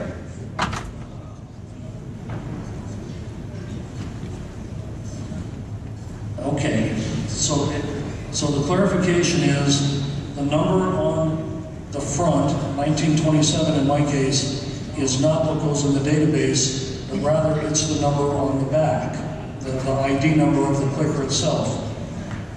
All that means is that if you have the credential sign-in sheet with this number on this clicker, you can reconcile it with this number on the back of this clicker. Actually, you can't.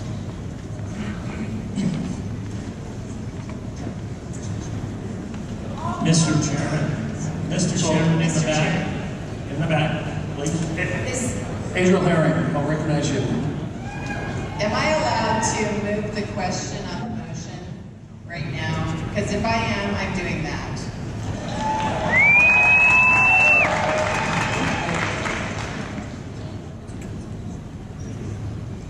Is it all pending or just in the meeting?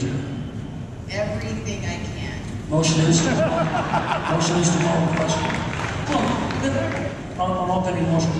The issue here is one of, is it appropriate for some delegates to have their votes identified or potentially identified and other votes to be anonymous? That's really the question based on how credentialing I am today. So, with that, all in favor of calling the question, say aye. Aye. Any opposed? Okay.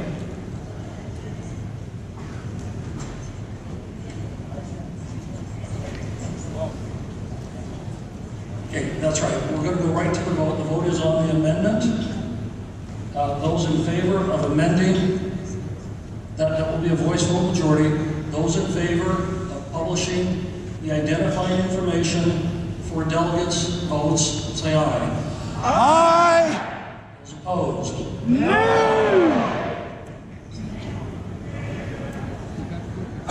We're going to go to clickers I can't call on.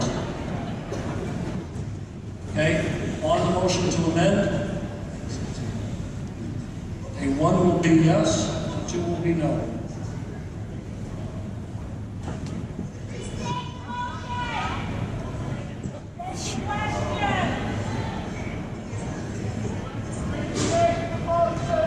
Voting is now open.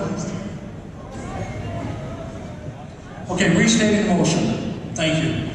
The motion to amend is that we amend the rules to include a requirement that the voting database in its entirety be published. That has the effect, potentially, of being able to identify how a delegate voted in some cases, and in other cases, it will identify how the clicker voted, but it has no association with the delegate. Because at credentialing, some delegates, the credential takes... Mr. Chair, you're not supposed to debate the motion. You're supposed to be neutral. Yeah! I was asked to state the motion, and I'm explaining the motion. No, you can't. I will go ahead and place the motion The motion is to publish the database for the clicker votes. Voting is open. 1 for yes, 2 for no.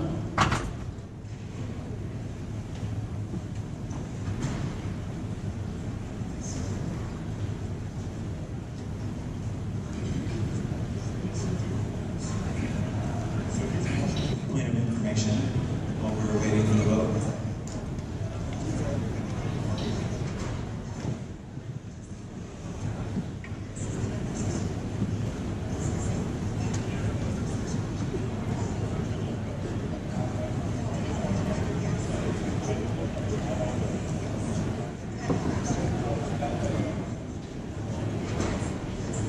This is the last call for voting. 3, 2, 1. Polls are closed.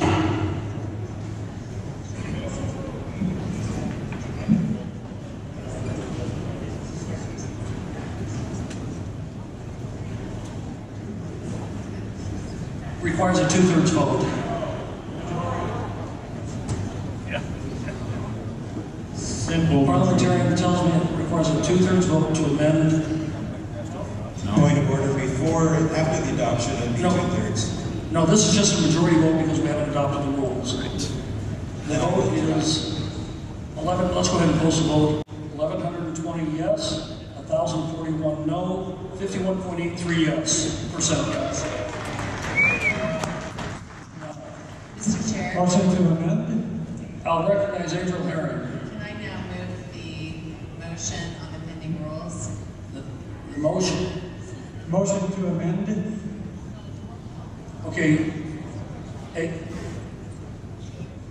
we go straight because her motion to call all previous questions on all outstanding items included the primary motion adopting the rules.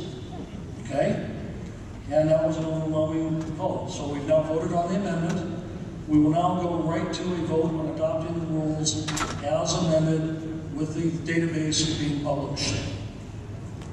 Are the electronic clickers ready? There will be 1 for yes adopting the rules, 2 for no. I can save you more time.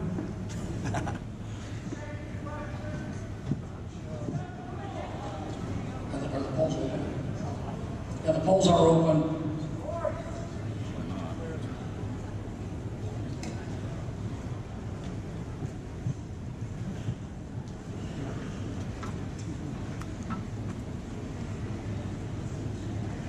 The motion is to adopt the rules as amended.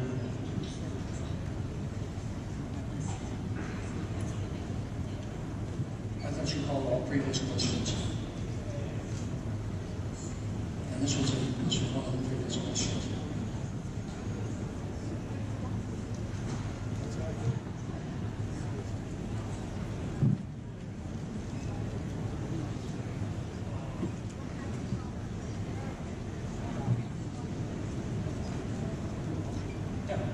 Clarifying this with the parliamentarian, your vote is on the main motion to adopt the rules as amended. A 1 is yes, a 2 is no.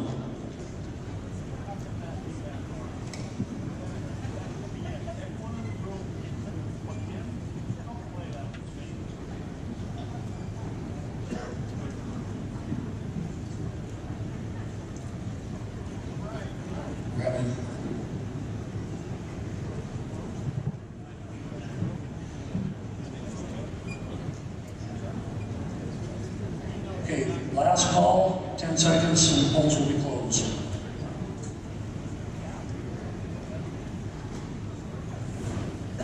Three, 2, 1, polls are closed.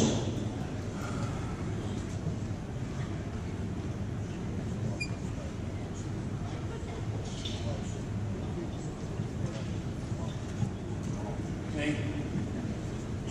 If your vote does not go through, go back to a table. Okay? There would be no material difference. The motion to adopt the rules was 1,909 in favor, 204 opposed. That's 90.35% in favor of adopting the rules.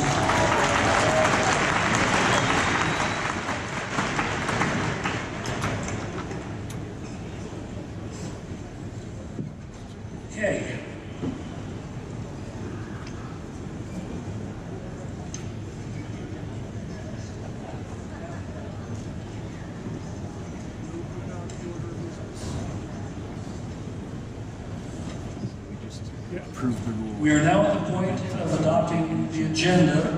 The chair, Mr. Chair, is there a motion? Mr. Chair. Major I Herring. move to adopt the agenda right now. Mr. Chair. And the motion is to adopt the agenda. The chair will recognize former state chair James Evans. Yes, I have a motion to amend, and I'd like to speak to it. You're going to really like this. Go ahead and make your motion again, Mr. Evans. I move that we remove all 30 constitutional and bylaw amendments from consideration. Hang on a second, ladies and gentlemen.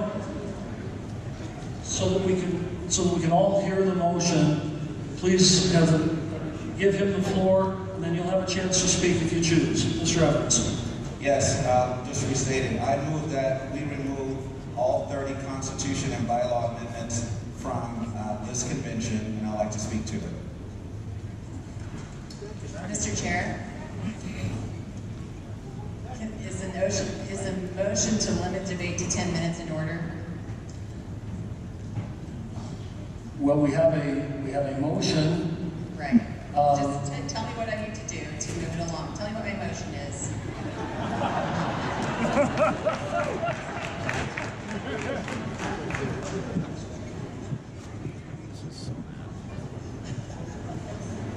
My favorite treat is ice cream. I've been asked.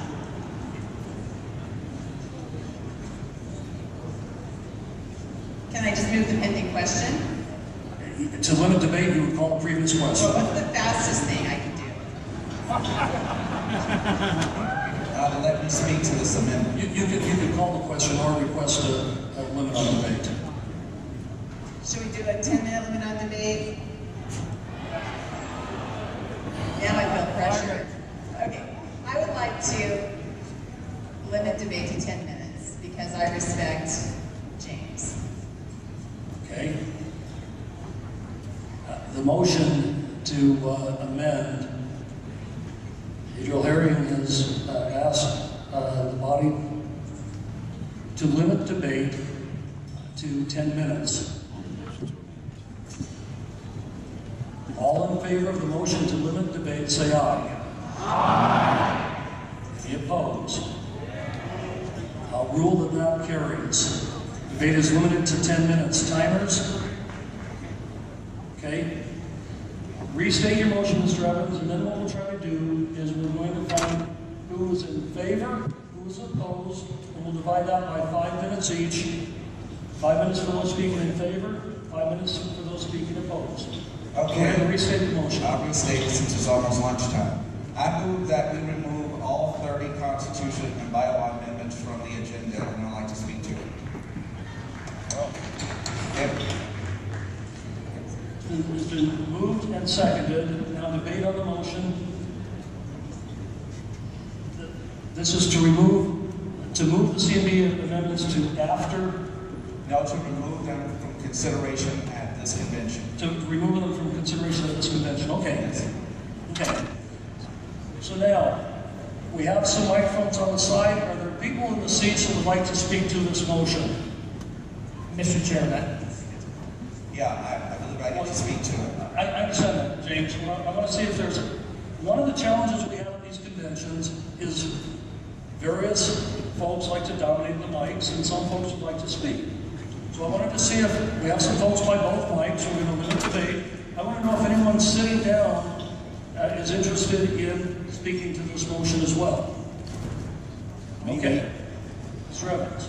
Okay, Mr. Chair, based on this number of amendments, it'll take between 5 and 6 hours to have them heard and voted on. None of these amendments are pressing at this convention. Many were passed during special SEC meetings where the results of the intense divisiveness we've witnessed over the past 2 years. I believe it would be in the best interest of this convention to allow the new State Central Committee and new officers to consider these amendments and then move forward to the next convention to allow a more manageable number. Your support of this motion will send a very loud message that the delegates expect our party leadership to work together through constructive debate about different points of view instead of being divisive. And with that, I call the question on all pending questions.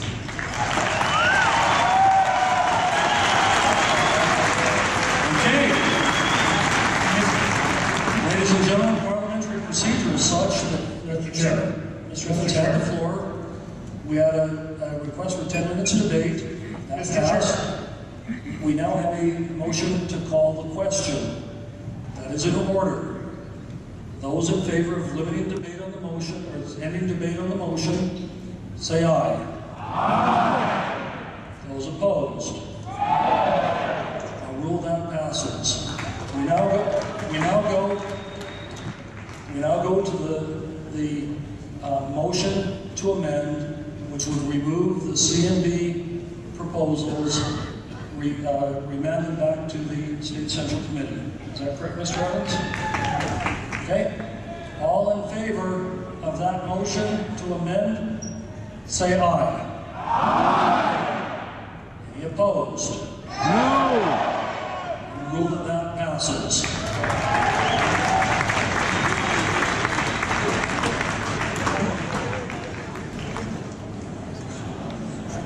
Okay, ladies and gentlemen, we have one other problem that may I have your attention for a moment.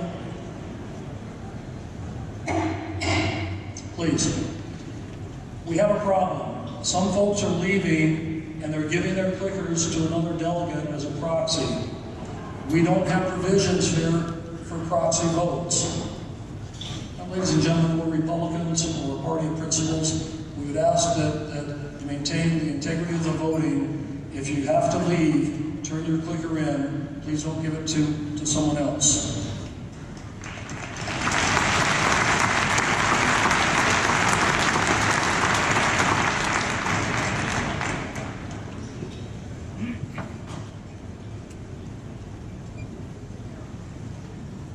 What we'd like you to do, the parliamentarian, the chair of the Rules Committee, the chair of the Credentials Committee, all three of them have asked that please police yourselves, and if you see a problem, please report it. We're on our honor as Republicans, but we'd ask that you do that.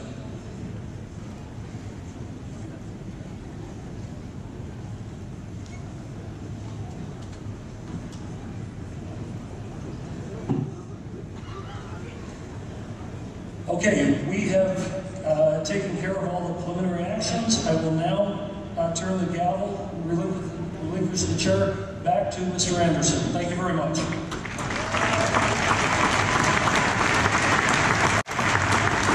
Congratulations. We'll now conduct the traditional county roll call. When your county is called, please let everyone hear your presence. Beaver County, Chair Don Noyes. Mr.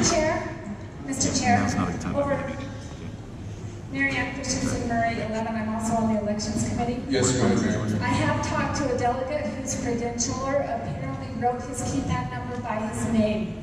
If there's anyone else who had that happen, they can go to the help desks down here on the floor on the east and west sides and just trade your keypad in for another one. You can also find some random person in the audience and exchange clickers with them.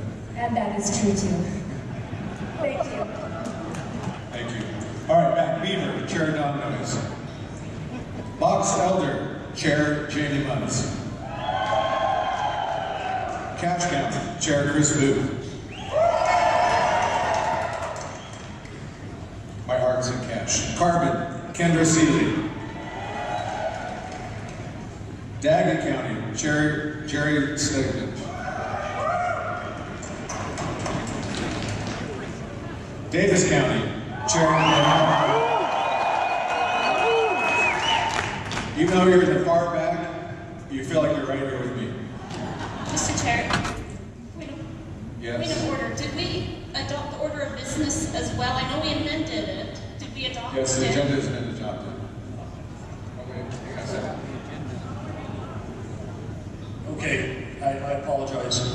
I thought we had adopted the amendment. We need to have a motion to it. Oh no, we had the motion without objection, the amendment, or excuse me, the agenda is adopted. If you'd like to vote on, to finalize the agenda, I think that we're happy to have a vote on the motion to adopt. Okay, we're going to go ahead and place it. The motion is to adopt the agenda as amended. Discussion on that? Seeing none, I hear the question has been called. A motion to end debate. All in favor say aye. Aye. Any opposed? Now the motion to adopt the agenda, that passed. The motion to end debate passed. All in favor of adopting the agenda as amended say aye. Aye. Any opposed? The motion carries. The agenda is formally adopted. Thank you. Before I get back to the roll call, I just want you to know that Air Force, me, and Marine are not working together very well. We'll try to do better later on. So, all right, Duchesne County, Karen Percival. Good job. Emory, Chair Bill Dellis. Yay! Go Emory. Garfield, Chair Mark Henry. Grand County, Chair Jeremy Day. Iron County, Chair Blaine Day. Juab, Chair Garrett Hall. Kane County, Chair Byron Kershaw. Miller County, Chair Terry Monroe. Morgan County, Chair Lydia Nuttall. Paiute County, Chair Dennis Bush. Rich County, Chair Troy Peterson. Salt Lake County, Chair Scott Miller. Yeah! Utah, it's going to be easy for you. San Juan County, Chair Vint DeGraw. Sanpete County, Chair Kim Pickett. Sevier County, Chair Dan Jorgensen. Summit County, Chair Bradley Eason. Tooele County, Chair Holly Crowley Vermont. Uinta County, Chair Marilyn Wallace. Utah County, Chair Rob Craig.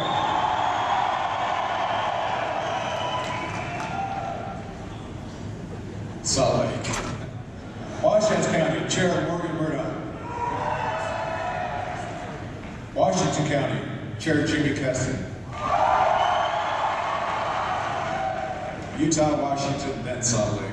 Wayne County, Chair Rick Draney.